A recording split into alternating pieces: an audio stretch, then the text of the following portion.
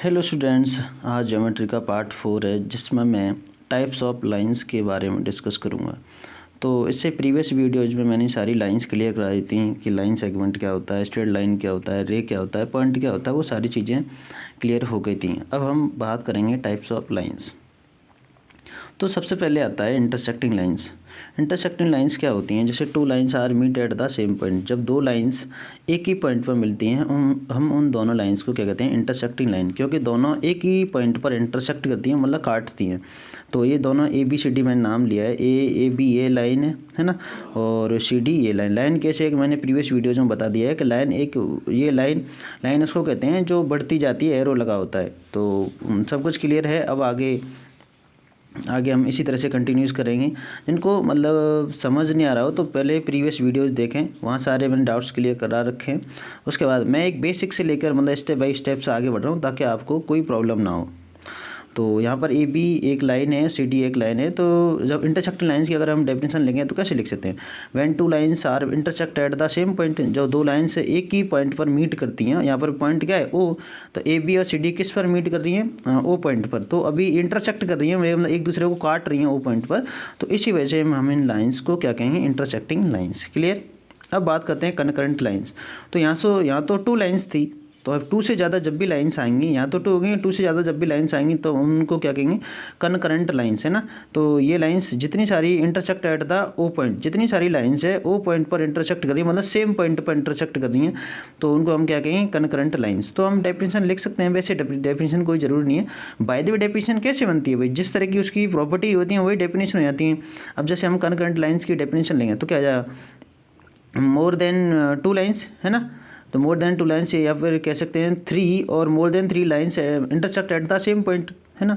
तो अगर थ्री और more than three lines are intersect at the same point, these lines are concurrent lines. तो जिस तरह से लिखा हुआ है, जिस तरह से डायग्राम बना हुआ है, उसी तरह से हम डेफिनेशन बना सकते हैं। और डेफिनेशन कोई ज़्यादा जरूरी नहीं है, बस इनको अच्छी तरह समझ लिया वही डेफिनेशन होती है। क्लियर। अब आगे बढ़ते हैं परपेंडिकुलर लाइंस। जब भी नाम आएगा परपेंडिकुलर, इसका मतलब सीधा सीधा किससे कनेक्टेड है? 90 डिग्री से। तो एक ऐसी लाइंस जो 90 डिग्री पर इंटरसेक्ट करती हैं, उन लाइंस को हम क्या कहते हैं? Perpendicular lines. क्योंकि परपेंडिकुलर का सीधा मतलब किससे होता है? सीधा रिलेशन किससे होता है? 90 डिग्री से। मैं लिख भी देता हूँ, परपेंडिकुलर मतलब किससे होता है? सीधा 90। जब भी परपेंडिकुलर की बात आएगी तो 90 डिग्री जरूर आएगा। तो ऐसी लाइंस जो इंटरसेक्ट करती हैं, जैसे इंटरसेक्ट करती है 90 डिग्री पर, तो उन लाइंस को हम क्या कहते हैं? Perpendicular lines. ठीक है। अब आगे बढ़ते हैं पैरेलल लाइंस। तो पैरेलल लाइंस उनको बोलते हैं, नहीं बोलते हैं उनको समांतर रेखा। तो पैरेलल लाइंस उसको बोलते हैं कि जिनकी हर जगह मतलब हर प्लेस पर सेम डिस्टेंस होनी चाहिए। जैसे ये पैरेलल लाइन से हर जगह देखो सेम डिस्टेंस है। तो जब दो लाइन का हर जगह सेम डिस्टेंस होती है तो हमको उनको क्या कहते हैं? Parallel line. जैसे ये अब मैं दूसरी लाइन खींच रहा हूँ, जैसे ए बी, ये लाइन नाम अभी नहीं लिख रहा हूँ। तो देखो यहाँ डिस्टेंस ज़्यादा है या डिस्टेंस कम है ना। तो ये पैरेलल लाइंस नहीं है। पैरेलल लाइंस उनको बोलते हैं जिनके हर जगह डिस्टेंस क्या होती है? सेम होती है। डिस्टेंस क्या होती है? सेम होती है। और हम दूसरे वर्ड्स में ये भी कह सकते हैं कि पैरेलल लाइंस उनको बोलते हैं, पैरेलल लाइंस कभी एक दूसरे को मिलती नहीं है। मतलब parallel lines does not intersect at any point. कहीं भी मिलती नहीं। ये देखो, ये तो मिल जाएंगे, आगे बढ़ाएंगे तो ये मिल रही हैं, तो पैरेलल लाइंस नहीं होगी, ये कभी भी नहीं मिलेंगी, है ना। जैसे एग्जाम्पल हो गया, जैसे रेलवे लाइन होती है तो पैरेलल चलती है ना, वो कभी आगे जाके ऐसे जॉइंट नहीं होती, है ना। तो पैरेलल लाइंस उनको कहते हैं जिनकी हर जगह डिस्टेंस क्या होती है? सेम होती है। And two lines have the same distance each and every place, this called parallel lines. Clear. अब आगे बात करते हैं कोइंसिडेंट लाइन। कोइंसिडेंट लाइन उनको बोलते हैं जो एक दूसरे के ऊपर, जैसे मैंने यहाँ पर लिखा देखो पी क्यू, है ना। क्या है?